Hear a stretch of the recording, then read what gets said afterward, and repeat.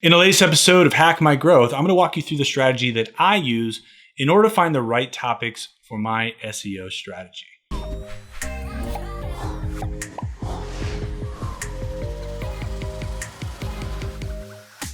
Hey, thanks for checking out this video. If you like what you see, please hit the subscribe button. We create new content each and every week to help you grow online. And if you got a question along the way, feel free to add a comment and we'll reach out to you as soon as we can. All right, let's go. So one of the most time-consuming and often frustrating processes, at least for myself, is finding content to create or topics to write about and make sure that I'm adding value and I'm not just creating more noise. That's really one of the biggest keys to having success, creating content that people actually want to engage with and want to consume and that calls them to action. So in this video, I'm going to walk you through a little bit of my process for researching topics to create compelling videos for video search and video SEO. So video search has a huge upside. The reality is there's a lot of people still not leveraging video search. Video still has a long way to go. I think there's a lot of barriers to entry for a lot of people. One is, how do I create content for it? People are a lot of times don't like being in front of the camera, don't really know how to leverage video technology, and they just feel like there's a lot of effort that goes into it with a lot of unknowns. But search, specifically Google search as well as YouTube, are growing more and more every single day. And as Google adds more and more rich features, there's more and more opportunities for video to show up within the search results. In fact, they show a thumbnail next to a search result about 26% of the time. YouTube today has 2.3 billion users monthly that are actually logged in. So that doesn't even account for the people who aren't logged in watching videos.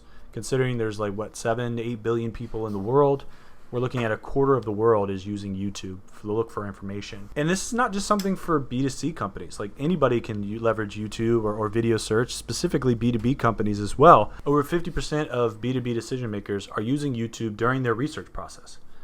And the reason there's such an upside is only 9% of small businesses in the US today are using YouTube. So if you're a small business, you're looking to get leverage, you're looking to grow and maybe expand your reach, YouTube and video search could be a huge opportunity for you. Now, how do we find topics? How do we find ideas? And how do we make sure that the content we're going to create is actually going to be seen by people? Well, you need to make sure that you're creating content that they want to engage with. And these are three things that I do when I'm looking to create content for our videos and for our clients' videos, and some of the things we look for before we actually go into the shooting process. So we're going to look at YouTube as well as an extension of YouTube called TubeBuddy. We're going to take a look at some SEO tools and how they can help steer the ship and direct us. And lastly, we're going to look at the physical SERP results and allow them to help educate us on both ideas and the types of content we should be creating. So YouTube in and of itself is a pretty powerful tool. They allow us to see some pretty awesome metrics right within the studio section of YouTube.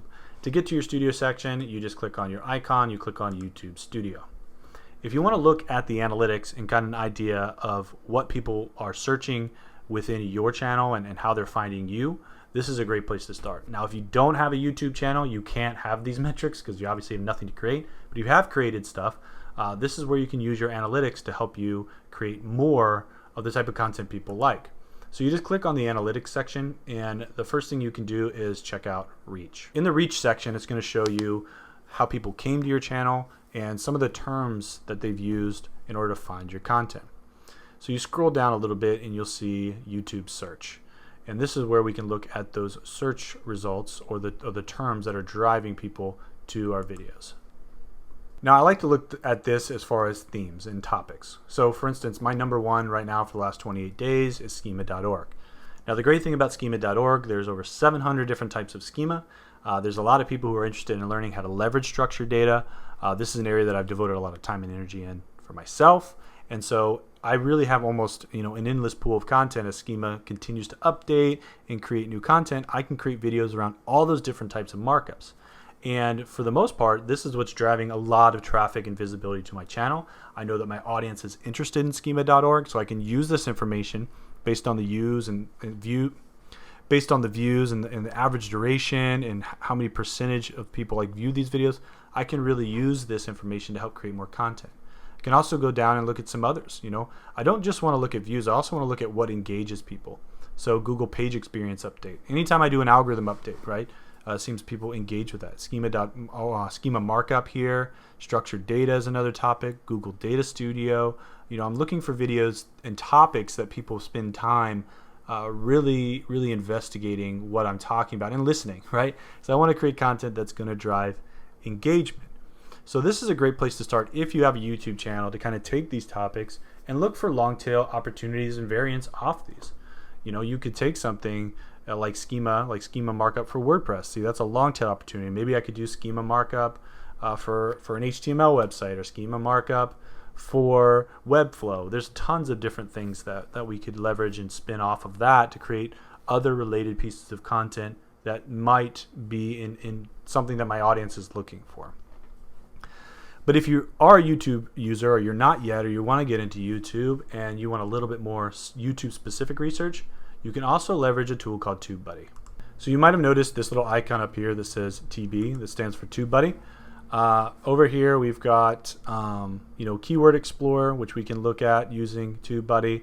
We can have some other really cool tools as well within this tool. But really, Keyword Explorer is what we're going to look at today. And this allows us to do some keyword research within YouTube to help us find better content. So here I could actually type in a term. So let's say I wanted to do more on schema, specifically schema.org. I could go ahead and type that here. It's going to give me some results, right? The keyword volume, the competition, what's the likeliness of me actually earning some visibility here. So we found a couple of videos that we're ranking for, and now we've got all of these different long-tailed video opportunities: organizational schema, schema.org video, schema.org recipe, video transcript, structured data, all of these great topics that I can go and spin off of.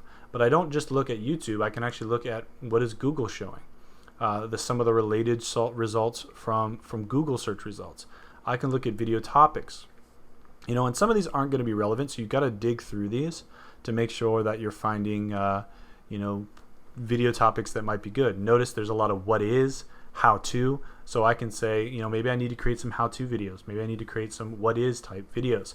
Now I'm starting to get a little bit of an idea around search intent. So TubeBuddy allows you to do this pretty quickly, looking at your keywords. You can also check out the results to see which are the channels that own these results. So the top ranking channel it just happens to be my channel. In this case, when we're looking at schema.org, we're owning 4 of the 20 results, which is a pretty cool thing to see. But I've used these tools to help build a strategy and to help create topical authority around this type of content. So this is a really good tool for you to do that as well. Now, let's say you want to look a little bit more at the SEO implications and Google search results specifically. This is where we can take this further using a tool like SEMrush. So SEMrush has a tool called Keyword Magic Tool, which you can go ahead and put your keyword that you're focusing on in here. What this will do is it'll give you the volume, it'll give you the trend. It'll also show some SERP features here. One of the things that's nice about this is you can actually narrow it down to just questions. The reason I like doing this is it actually will give you pretty much video titles that you can work with. These are questions that people need answers to, and oftentimes they're looking for video answers. So what is schema.org? We've got a video carousel. We've got how to use schema.org in WordPress. We've got a video carousel. Within this one is, again, how to implement schema.org. We've got a video carousel. So some of them have SERP features and some of them don't. And you can continue to expand your research. And maybe we wanted to look at something like related to this and use structured data now instead. Again, we can do this exact same process, keep it on questions, and it's going to give us some opportunities here. What is data structure? We might have to filter this a little bit more, but like, does structured data help SEO? I bet there's a video here. Yep. And then we can always take these results, and what we want to do for our final step is actually look at Google search itself. The reason you want to do that is you want to see the video that's ranking for this specific query and what you might need to do, or the type of content you might need to create in order to rank for it as well. So once we make this query in Google search, we can see that this result has a featured snippet. It also has people also asked. This is another great place to pull content ideas and topic ideas, or related content ideas that you might want to answer as well, that are very similar or at least related to your query. So we've got 4 more questions right here.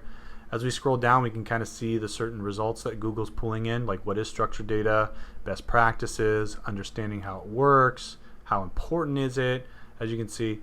As we scroll down though, you might notice one thing. SEMrush said that there was a video within the search results, but then we go and make this query and we're actually not seeing it. Now that could be because there's a video within the mobile search results, or that could be Google decided they wanted to test something different, or that they didn't like the way that video was showing up in these results.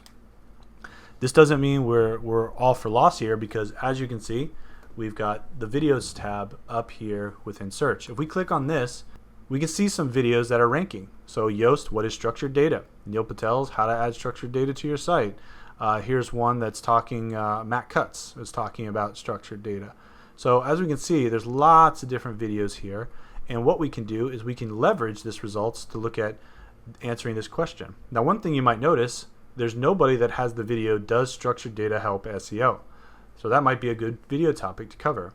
Everybody is talking about how it can improve it, why it helps, but no one actually answers that specific question. So you might be able to use that as your video title, or a variant of that to try to talk a little bit deeper about this topic.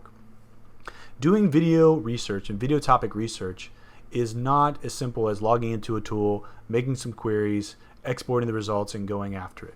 You're going to have to use a little bit of an organic approach in order to really understand the type of results that both Google and the users are expecting to see, so that you can create the type of content that's going to help you get that visibility.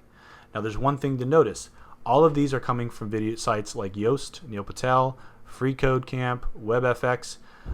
These sites are probably using video structured data as well in order to show up within the search results. All of this information, the thumbnails, the time on the site, when it was uploaded, all of that is being pulled from structured information. So in order to do that, you need to know how to implement this structured data into your site in order to help increase the visibility of these videos that you're creating. So if you're interested in learning how to leverage structured data in order to earn those rich features with your videos, we have a course that's developed for you. And it's not just going to show you how to use video, but also organizational, FAQ, how to markup, and a whole lot more. Just use the code YouTube and get 25% off of this course. You can find all the details at learn.simplifiedsearch.net. Thanks so much for watching this video. If you got any questions, please comment below. We'd love to continue that conversation.